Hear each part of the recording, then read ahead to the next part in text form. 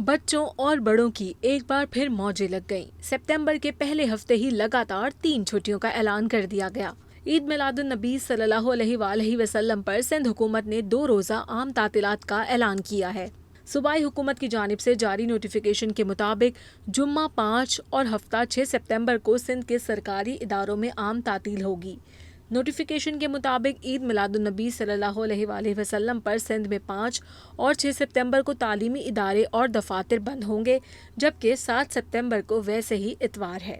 دوسری جانب حکومت بلوچستان نے 6 ستمبر کو عید میلاد النبی صلی اللہ علیہ وآلہ وسلم کے موقع پر عام تعطیل کا اعلان کیا ہے، جبکہ وفاقی حکومت نے ملک بھر میں 6 ستمبر بروز ہفتے کو عید میلاد النبی صلی اللہ علیہ وآلہ وسلم کی مناسبت سے چھٹی کا نوٹیفیکیشن جاری کر دیا ہے، جس کا اطلاق ملک بھر کے تمام سرکاری اور نجی اداروں پر ہوگا۔